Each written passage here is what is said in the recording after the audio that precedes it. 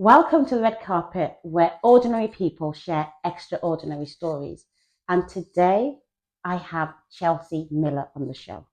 One thing I can say about Chelsea is that, her smile is infectious. Her hugs are just incredible. Oh. She is a woman of substance. She has such an amazing story. And I just can't wait to delve in. So, hi, Chelsea. Nice having you on the show today. It's great to be here. Thank you. How are you doing? Really good. Praise the Lord. Good, Yeah. good. And today's actually your birthday. It as is, well. yeah. So, 38. wow, I know. wow. And how are you feeling? I'd say this is the best birthday I've ever had. Yeah. Yeah. Cool. Yeah. Like, and my birthday's not been too long ago, so my birthday was a few days from yours. So it's just amazing what it's like when we've got birthdays in December and everybody else is like rushing around doing Christmas. I don't know about you, but I can't get into the Christmas element until my birthday's over. Same. And I know you don't have that much time because after today it's Christmas Eve and then it's Christmas Day. I've got a few more days, but like it just seems to be that mad rush once my birthday's over. But today, actually, I am just super blessed to have you on the show. Thank you. And there's so much stuff that we're going to be talking about Yeah. and sharing. And, I've got the chocolates, I've got the drinks here, we've got the biscuits, we're celebrating, and we are also sharing with you guys. So let's get into it. You ready? Yeah. So I'm just going to go straight into it, and then going to ask some of the questions which probably some people might not even think is appropriate at this time. But I just really want you to just tell me about what was growing up like in your. We're talking about Christmas, and generally Christmas is a time where family come together and they celebrate. What was it like for you growing up? What was life like? I'd say growing up for me was quite hard in a lot of ways. Being a little girl, I grew up with a mum. I'm one of 8 siblings, and my dad weren't around. I only seen him about 6 times in my life, what I can remember. I haven't got really any fond memories of him. He was an alcoholic, and I just remember when I was 9, he came into my life. He jumped out from behind the couch and said, "I'm your dad," and I was scared. And he was in and out of prison a lot, and I grew up.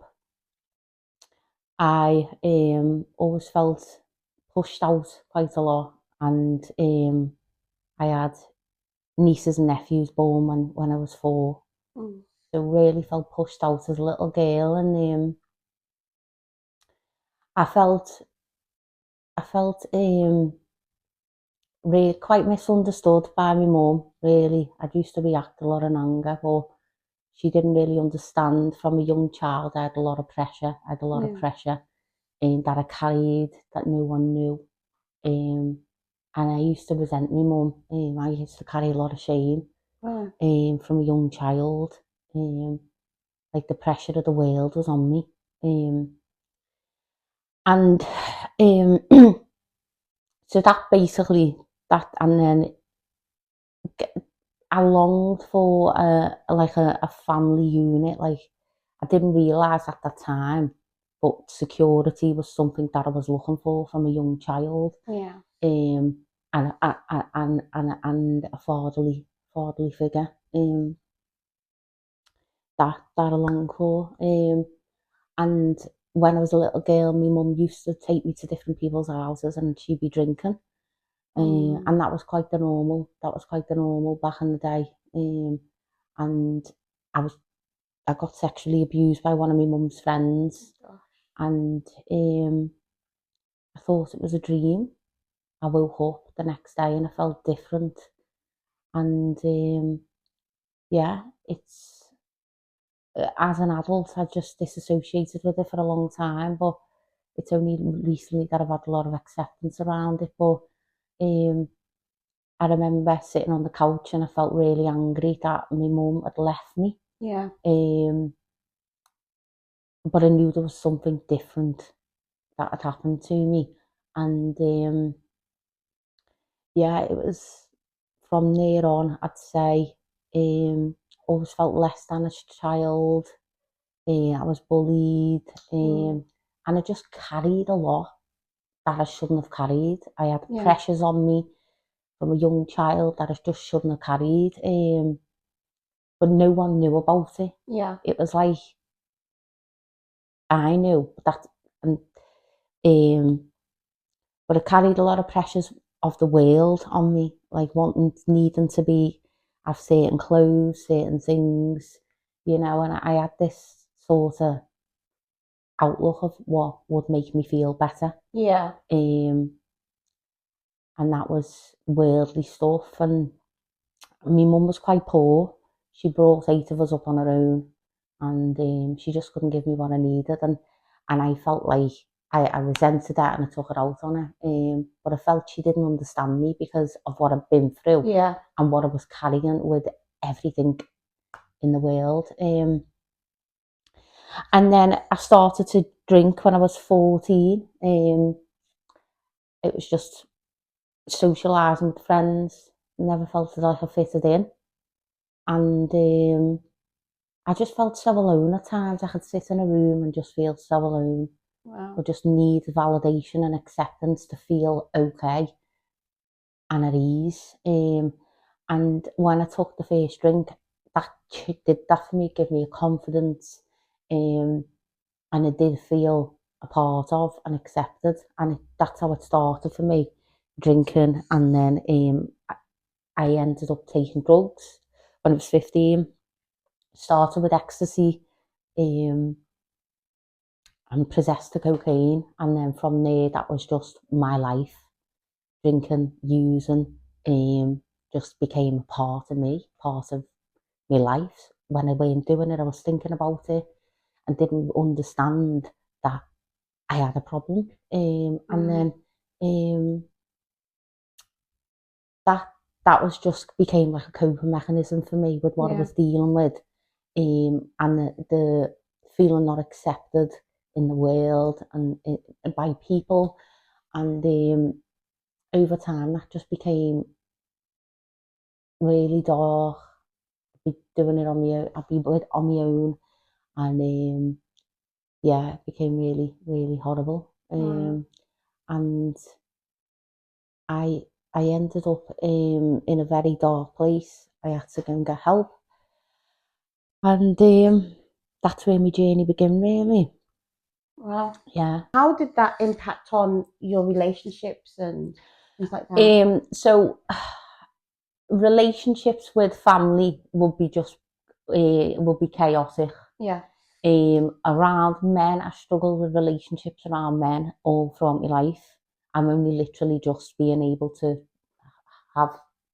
open up. Yeah. And I think that's because of what I struggled with as a child, what the sexual abuse and not having a father. Yeah. I really just didn't trust men.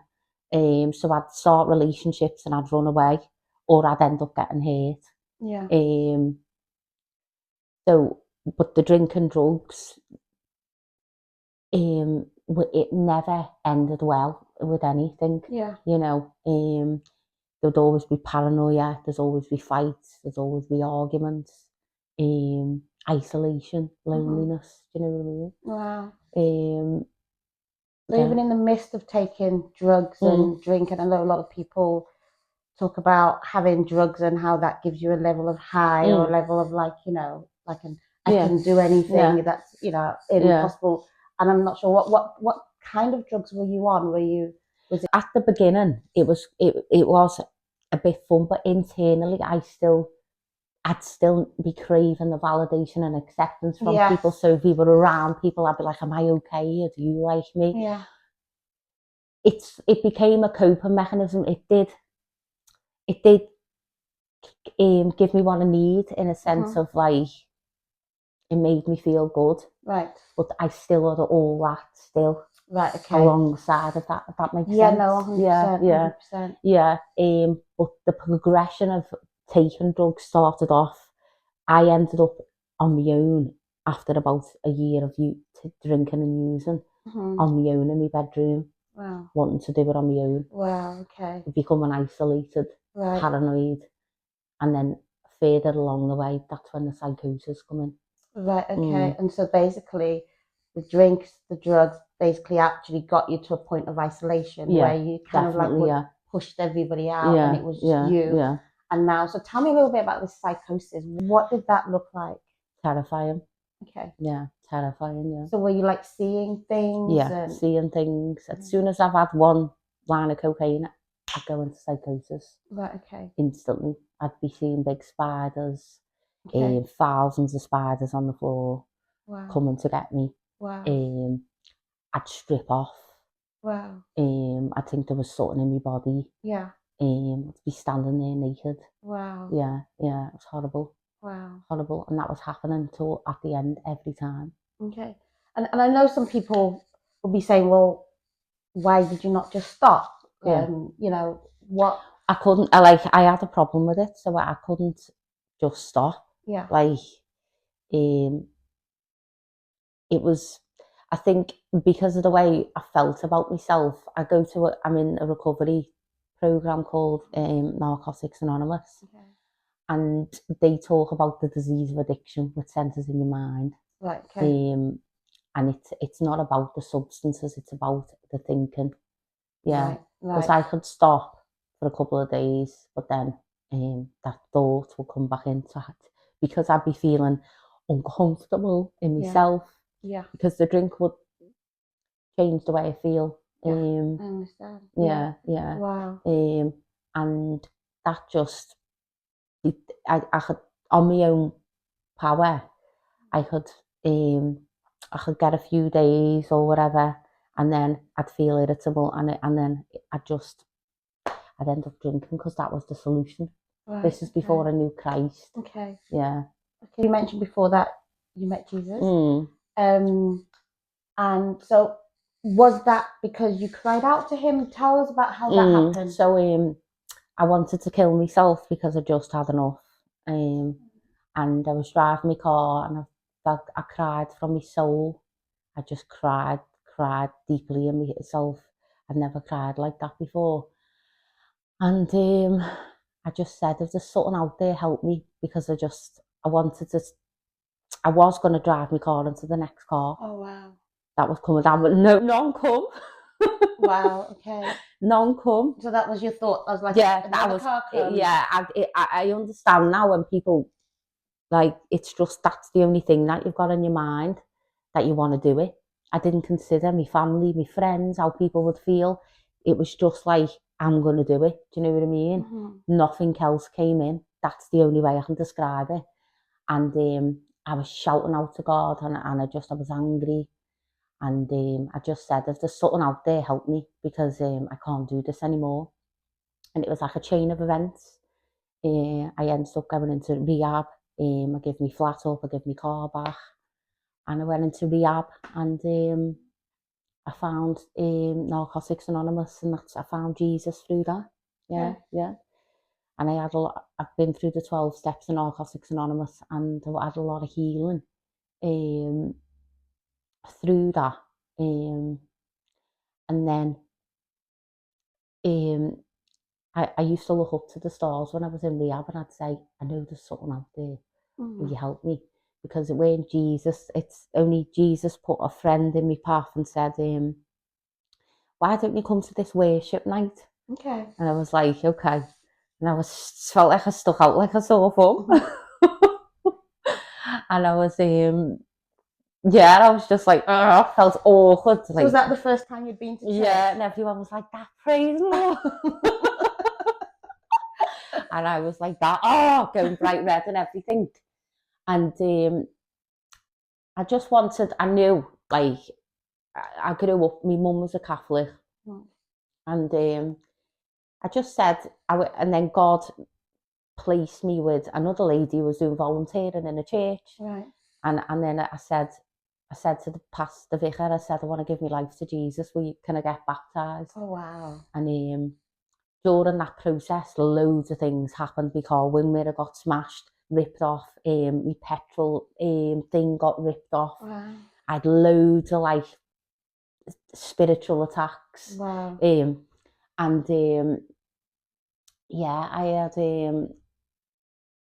had I remember being in the church, and it was like unbelief was coming in. And God just, I was looking, I was thinking, nah, this isn't for me, this. Someone who just, I was brought up a Catholic, but I didn't really believe in Jesus, you know what I mean? I couldn't connect with it.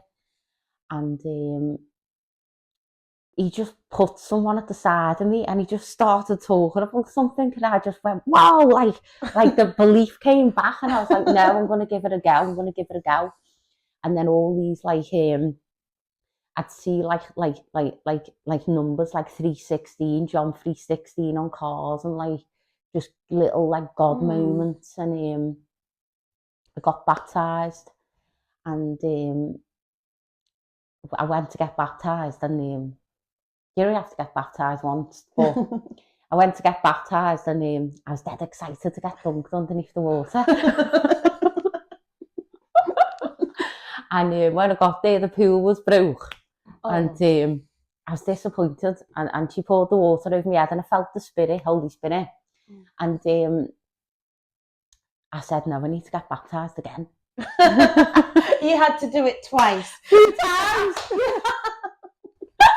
And then I went to another church, because I've been around the churches, but I'm settled in the church that I'm in. Yeah. And I went round the other church, and I got baptized, but my face didn't go under.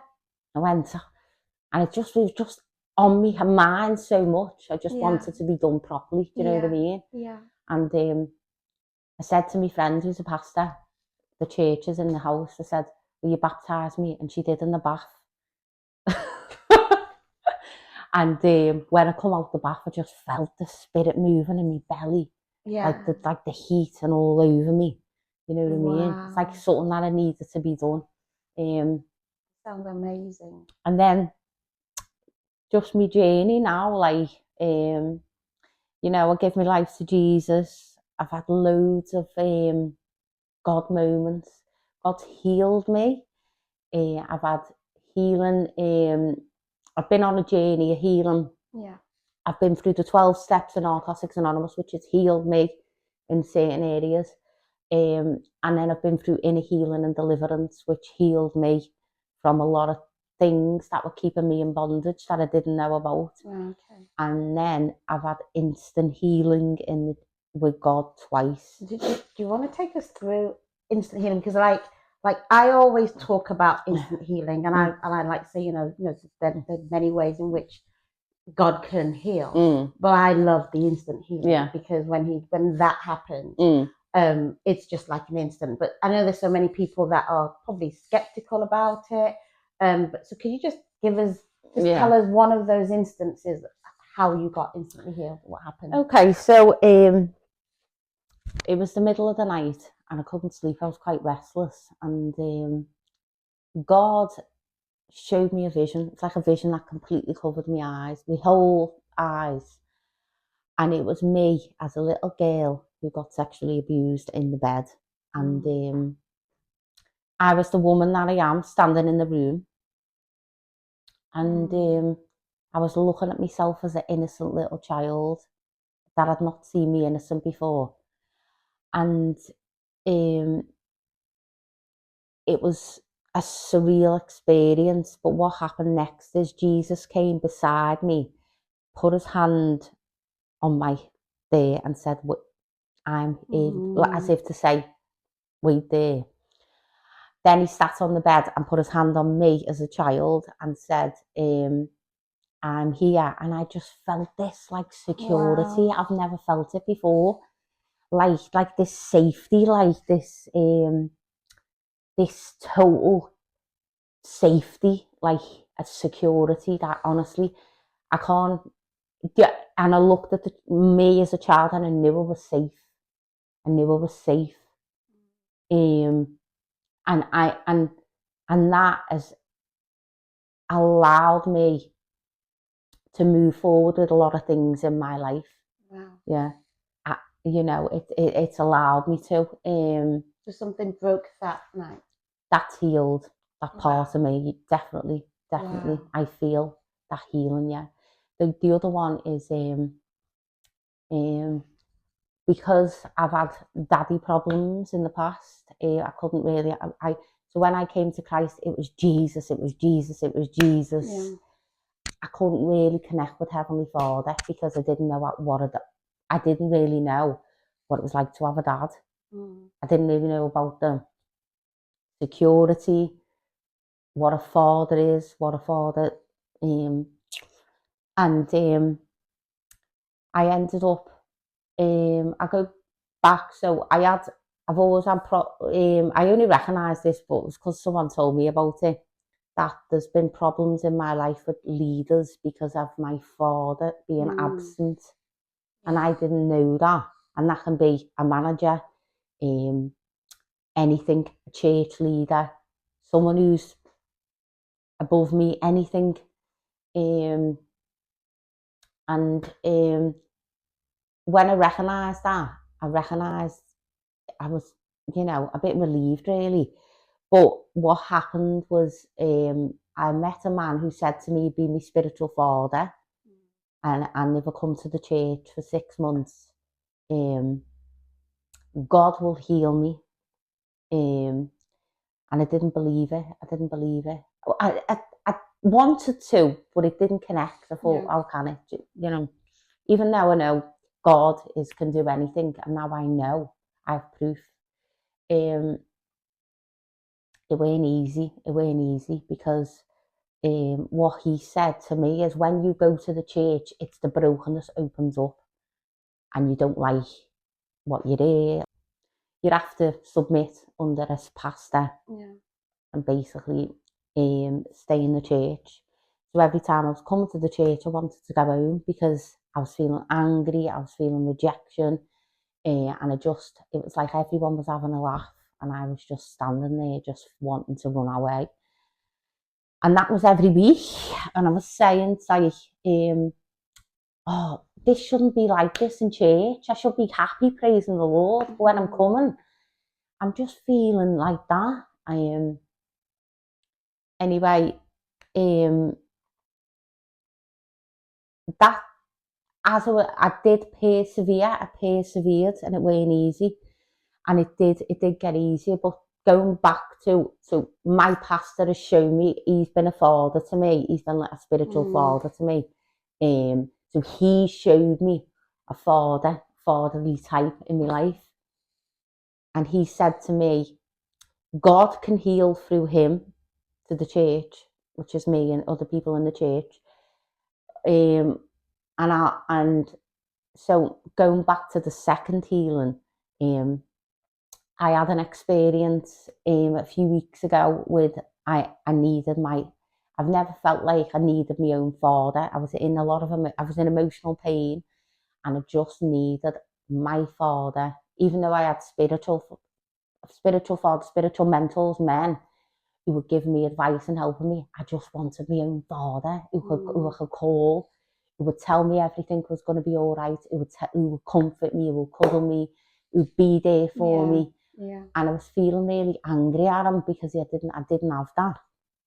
Growing up, I didn't have that father, I didn't have that comfort, I didn't have that security. Yeah. And I felt like I was grieving him. I felt like I was grieving my father. And I was at home.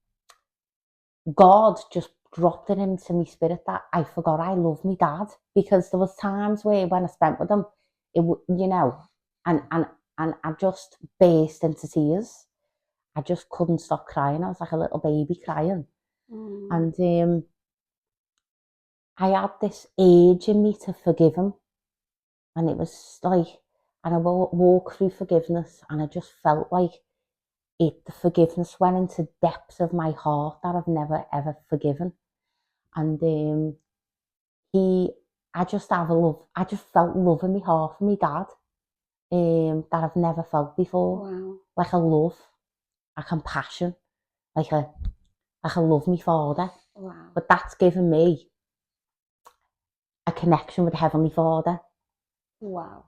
So I said, I feel like going from not having a father to knowing you've got a father. It's a lovely feeling that I can't explain. Wow. It's nice. Yeah. So wow.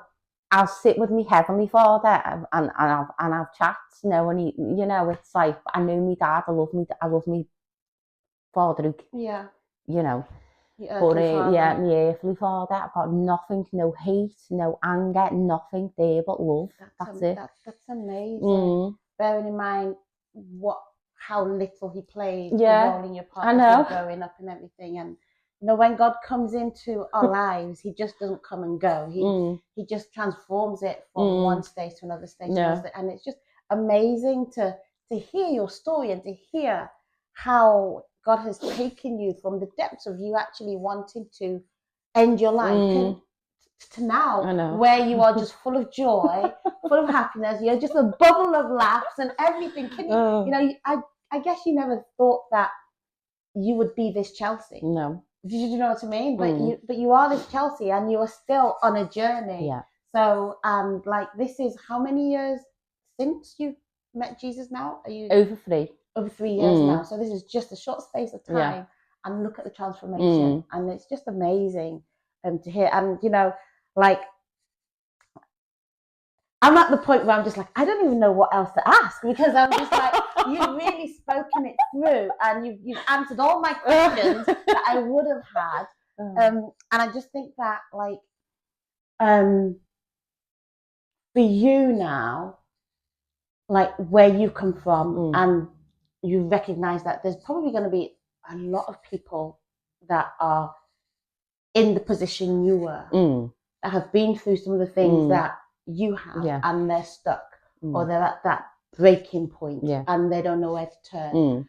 So my question to you is, like, you know, if you could give someone advice, and this is the final question, if you could give someone advice, who would that be? Doesn't necessarily have to be a physical person. It could be a group of people, or what have you, people struggling or what have you. And then what would that advice be? Okay, just be kind. I just feel like growing up can be hard, especially, you know, for women and men. But I'd say just be kind to yourselves, because for me, you know, I had just had so much unkindness, and I'd definitely say consider the Lord, consider Jesus, because he's changed my life, and he can change yours too. Wow, awesome, Chelsea. It's been so awesome having you on the show. You know, so high five to you, because this is awesome. And I'm sure I'm going to have you on the show again. I'm sure, because there's so much more, I'm sure, to unpack. But you have just said it beautifully. You've explained it beautifully, and you've taken us on a journey. And your story is truly extraordinary. I love you. Yeah.